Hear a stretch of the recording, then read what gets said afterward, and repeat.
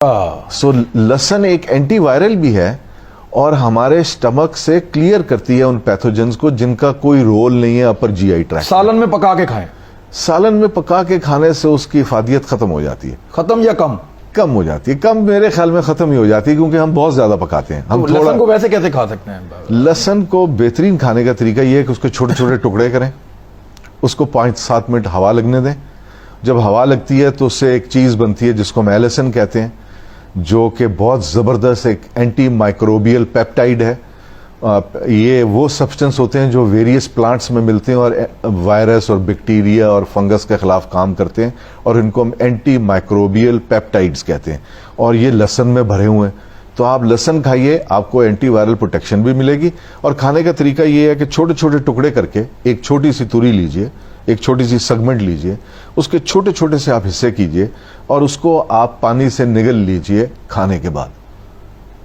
एक लहसुन का पीस काफी है। एक लहसुन का पीस एक दिन में खाएं। एक दिन में खाएं। अच्छा, उसके बाद एक और बात बताओ। अब अदरक आ गया, जिंजर। नहीं, मैं लहसुन के बारे में पहले बात पूरी कर दूं। वो ये कि अगर आप 25-30 दिन खाएंगे तो आपके अंदर से लहसुन की स्मेल आनी शुरू हो जाएगी। That is the time to stop. अच्छा जी, उसका मतलब ये है कि आपके वो एलिसन के कंपाउंड्स पूरे हो गए। सो एक बेहतरीन डिफेंस आपको मिल गया। और लहसुन कई लोगों को हजम नहीं होगा, कई लोगों को हजम नहीं होगा। इसलिए अगर आपको हजम नहीं होता तो आप एक पूरी तुरी से ना शुरू करें, एक पूरी सेगमेंट से। आप एक लहसुन का चौथा हिस्सा लेके, छोटा सा हिस्सा लेके सिर्फ वो लीजिए। आहिस्ता आहिस्ता 5-7 दिनों में इसको बढ़ाइए।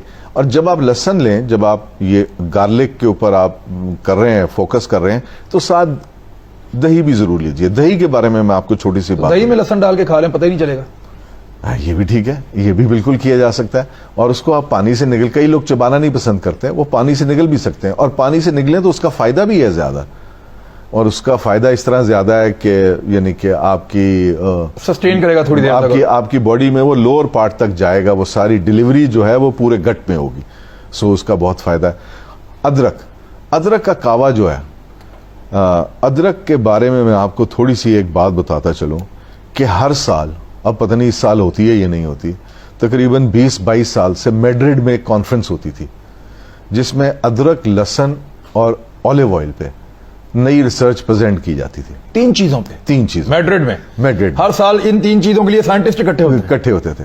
अदरक के अंदर जितनी भी चीजें डिस्कवर की गई हैं उन सब का रोल एंटी एजिंग है।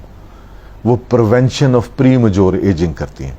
और आप अदरक इतनी बड़ी दुनिया है, इतनी बड़ी दुनिया है। और अदरक क्या करता है, आपके स्टमक से हवा को खारिज करता है। सबसे पहला काम यह करता है। अदरक आपके स्टमक को सूद करता है, आपके इम्यून सिस्टम को खड़ा करता है दोबारा।